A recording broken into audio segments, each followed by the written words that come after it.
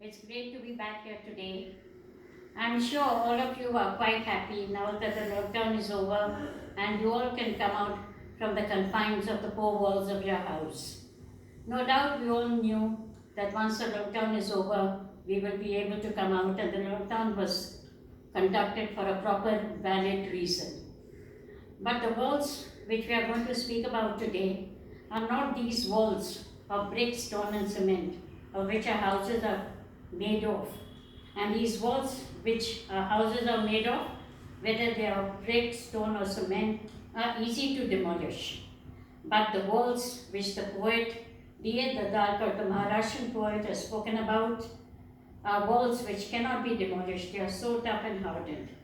And these walls have a metaphoric meaning. These walls are built out of hatred, revenge, anger, and these are the walls and barriers which we people have built between ourselves, between countries, between nations, and these are the walls which the Maharashtrian poet has spoken about today. And he starts off by telling us that he has taken up a contract to demolish these walls. And unless and until all of us take a step forward, it will be very difficult to demolish these kind of walls. And these walls are based on caste, creed, religion, language, etc.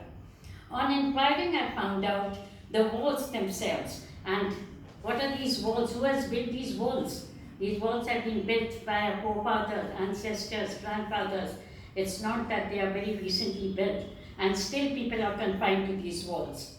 I recently took a contract to demolish the walls of buildings. It's not only buildings that have walls, villages too. And even in villages, in cities, still these walls of revenge and hatred are existing.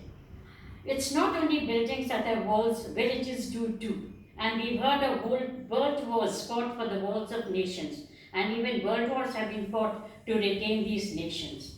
For the time being, I'm just demolishing walls.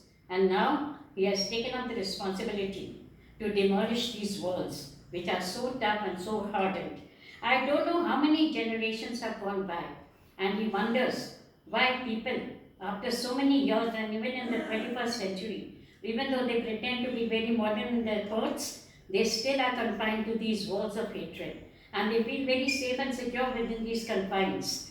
I don't know how many generations have gone by, but these walls built by grandpas, our grandfathers, our forefathers, our ancestors of that time are really tough. And it is not like the walls of brick, stone, and cement, which can easily be broken down. If we want to renovate a house, we can easily demolish these walls and build new ones.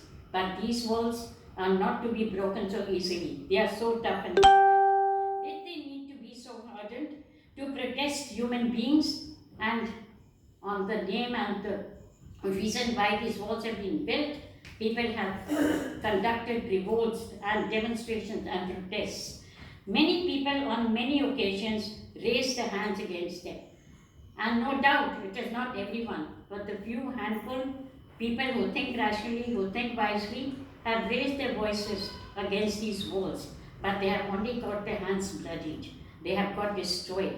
And the people who are successful, they are the ones who want to retain these walls, have raised their hands against them. For some, their hands become bloodied, while the flags of others succeeded in fluttering.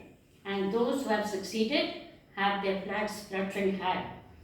Just the other day, reading history, I realized my eyes had been entombed in walls. And as I delve into the past, what did he say? As he goes back in times which have gone by, he finds that long time ago, these things which have been started by mankind itself, the walls, the eyes are engraved in these walls. They cannot look beyond these walls, have been entombed in walls. And all the sense organs, they are dead to the world. They don't react because they are not exposed to anything outside. They all lie mutely, dead. And my eyes, my sense organs lay mutely by those walls like motionless refugees. People are not willing to come out from the confines of these walls. They are so rigid and tough in their stand and in their thinking. On inquiring, I found out the walls themselves had drugged them with opium. And they're so intoxicated by these kind of caste system, by these kind of discrimination, that they are almost as though they are drugged. And the drugs which we are hearing of today, they are the actual drugs. But here, these walls only are like drugs for them. They get so intoxicated and so fascinated by these old-fashioned ideas that they do not want to come out from the confines of these. Maybe that's why I see even today mechanicians in walls. Mechanicians in walls, they still have an evil mind. They still keep scheming against each other, how to discriminate on the basis of caste, and that is what we are seeing even today.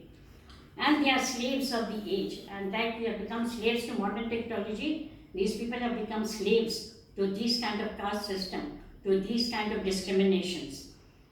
I myself should break down these walls, and that is why towards the end he makes up his mind to take upon the responsibility to demolish these walls. Should break down these walls and become a compass to them. Become a compass to them, show them the right direction. That's why with a special purpose I've taken this job. It won't be finished right away. And no doubt it is not going to be finished soon. Like the walls we can break down in no time, these walls are different. They cannot be demolished right away. But I too don't wish to finish right away. Once I've smashed these walls, new houses will take birth. And what will happen once these walls have been demolished? Once all these narrow-minded people have been converted into people who have a broad mind if they do want to. But he says once these houses have been demolished, new houses will take birth. And new houses doesn't literally mean new houses. People will have broad minds, and those are the ones who will be allowed to live. And the others are welcome to die. And I am going to sing a memorial prayer for them. Once I smash these walls, new homes will take birth, spacious and lovely. Spacious and lovely, people will have no restrictions. They will have broad minds, and they will not be scheming against each other and discriminating each other. Spacious and lovely, only those who can endure space wide enough to gallop in, those who can endure space wide enough to gallop in, those who have broad minds, they are the ones who are going to be allowed to live. Space wide enough to gallop in should live, or else they are welcome to die. And offer a memorial prayer and be done with it. And he says that is the only solution, to have only people with broad minds. And that is how, after reading this poem, I am sure all of us should contribute to a world which would be a better place to live in. If we put an end to this caste system, to this discrimination based on caste, creed, religion, I'm sure all of us would love the place where we live without these kind of restrictions and without these kind of discriminations.